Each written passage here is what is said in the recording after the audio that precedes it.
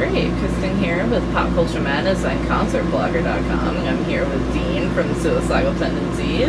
How you doing? In Philadelphia at the Electric Factory. So what's up? How have you been? Been cool. We were here last spring, this time. Or a little bit, no, this summer.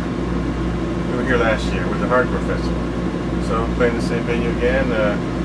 Just came from, where did we just come from? Chicago or somewhere like that? Yeah. That's a drive. Yeah. So, we've been avoiding the storms. Yeah. We escaped Denver and Chicago, and now we're here. They said the storm's coming over here like in a week, so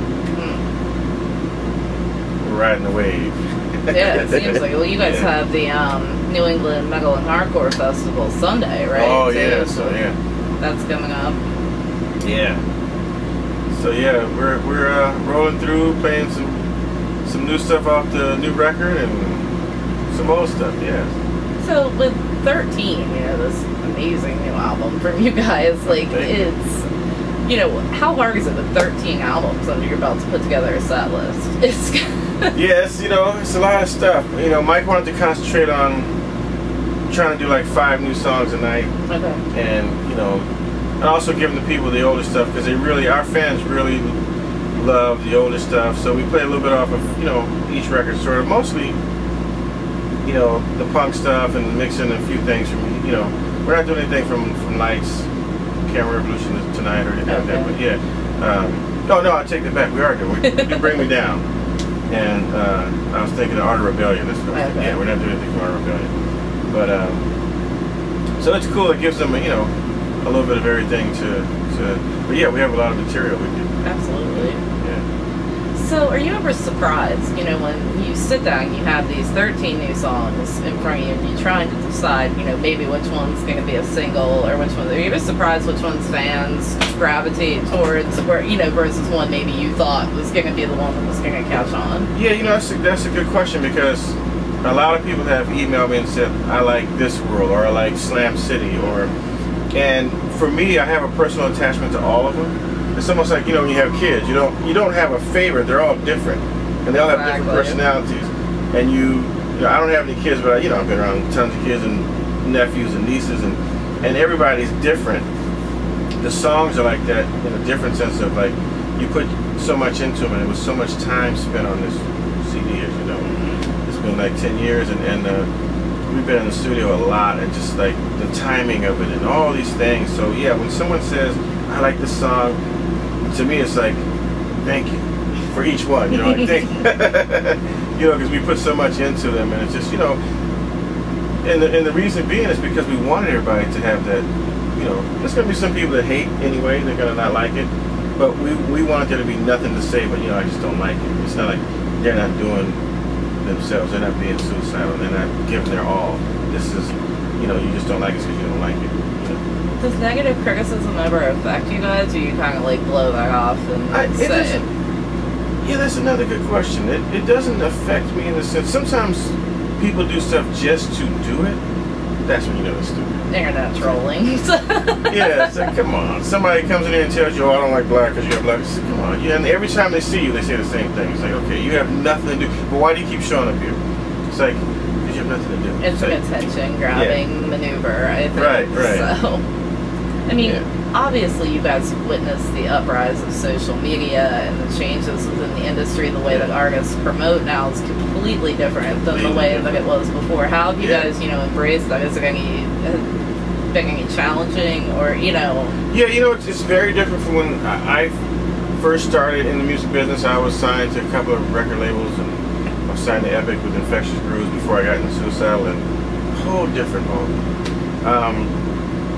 It's now we use YouTube, we use, you know, like I said, Facebook, Instagram, and all these Instagram, all these different things, and our website.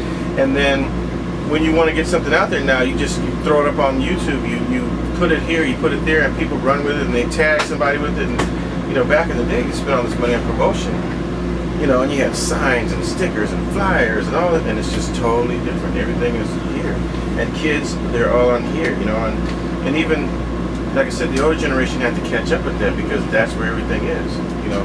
So you really have to embrace that. You really have to use that media to get, you know, the message out there. So. absolutely. I think it's a blessing and a curse. You know, I think that so many kids are trapped behind computer screens now, and that's the way that, you know, they seem to be learning about everything. But like, you know, I'd love to see them get out and interact with people, like face to face. It's a lost art. It's a lost art, right? But I feel like some of that shroud of mystery that used to be around the whole rock community has been lifted up, and then, you know, now, you know, they want to know what you had for breakfast, lunch, and dinner, and all that. Yeah, that, you know, that's so funny, because, you know, when I was a kid and a record came out, my whole process was, oh, so-and-so's record's out.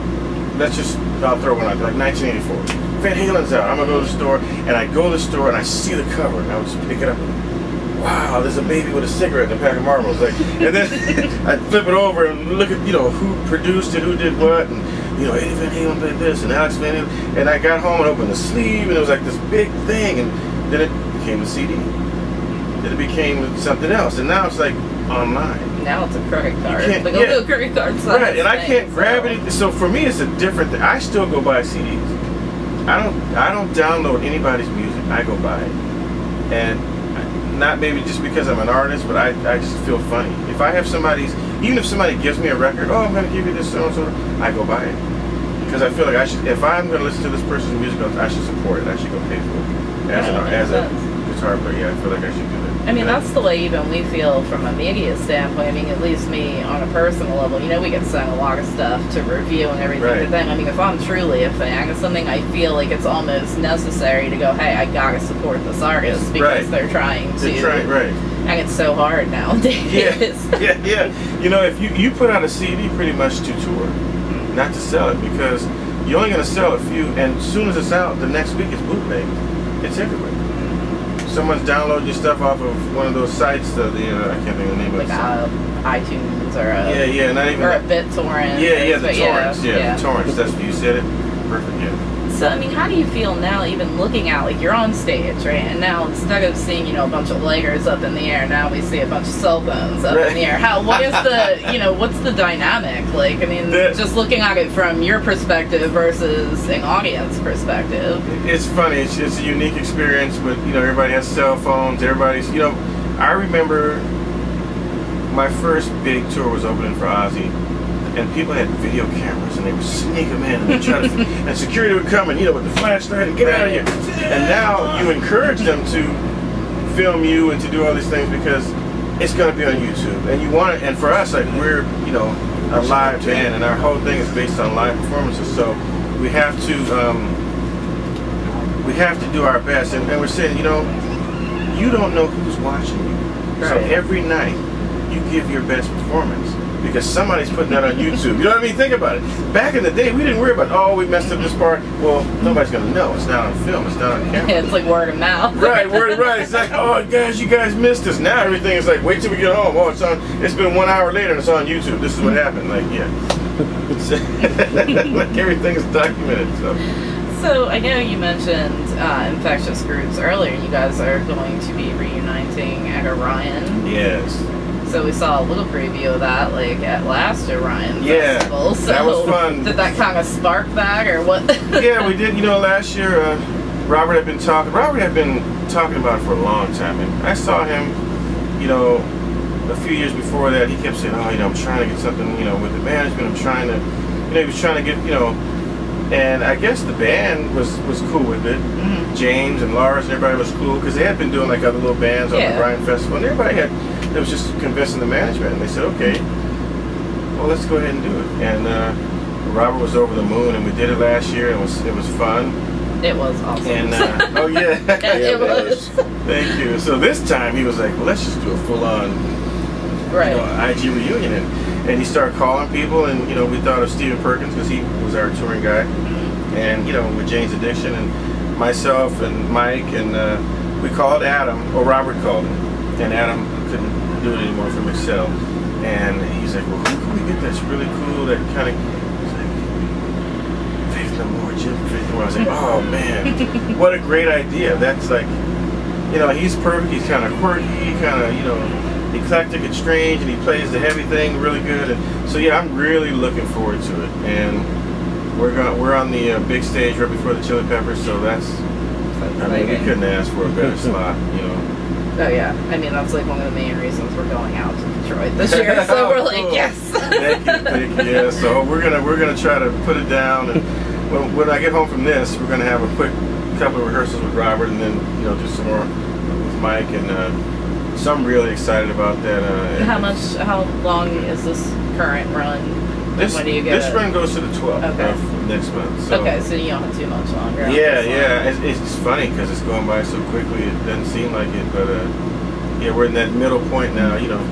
Where everybody starts getting grumpy with each other. It's like, you again. So, what are the plans for? I mean, other than the festival appearances, are there any other plans for the rest of the year? There's a plan for a second leg of this tour to cover more ground and and to keep going. And there's things in Europe. There's a whole lot of different things we haven't touched on. We always like to go to Australia and Europe, and we just came back from Japan.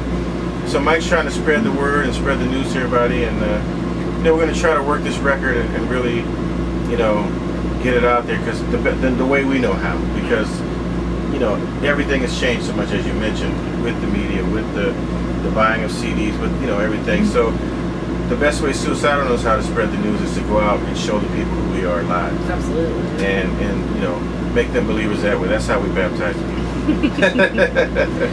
So I mean, speaking a little bit about the touring and the live show, I mean, how do you feel that the evolution of the band is to that point now? With getting fans out and continuing to build the fan base with new fans, because there's a lot of hardcore, right. older fans are coming out also. That's another wonderful question.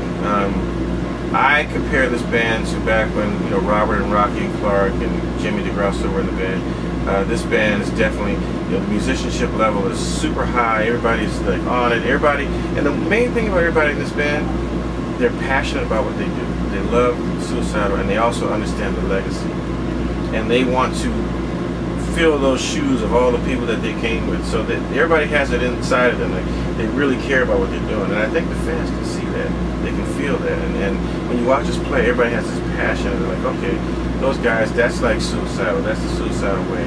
And you see this mixture of people on stage, and you see this, and we're bringing this punk rock and heavy metal and everything combined in it, and it's just, I think our music really touches people in a different way. Absolutely. I mean, what I've always loved about the music of Suicidal Tendencies is the uniqueness to it. It's not necessarily boxed in one particular genre. Exactly. It reaches out to so many different things. I mean, you can have fans from everything from hip hop to metal to rock to you name it. That's so true. That is so true. That's a great way to put it. No, it definitely is. I mean, I think music can be that universal language that people take a different message away, but it still can speak to and evoke some kind of emotion in people. Right, so. and that's the main thing. Like, see, that point right there is the main thing.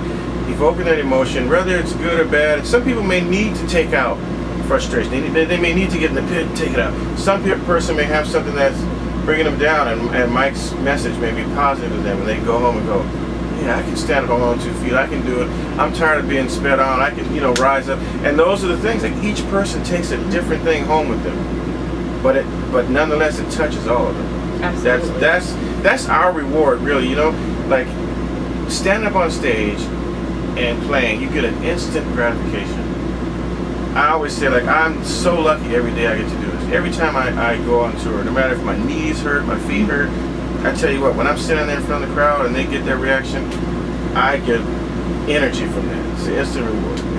Absolutely. I'm sure it's got to be as therapeutic for you as an artist as it is for the fans. Right, it sure is. It sure is, So, being that, what was it about? You said 10 years in the making for 13. And, do you think it kind of sparks something that maybe it might not be as long before we see something? Or is there anything left over from the sessions? Yeah, we have a lot of songs, a lot of material.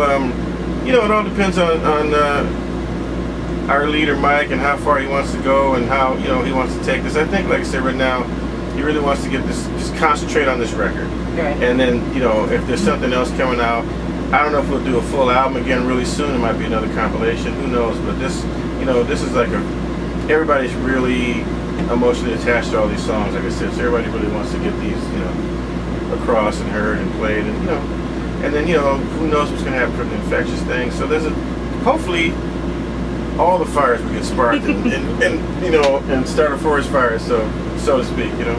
That's awesome. Yeah. Well, we certainly look forward to that. Yeah. So sorry. No problem. That's what editing's for. That's messing up our cut rest.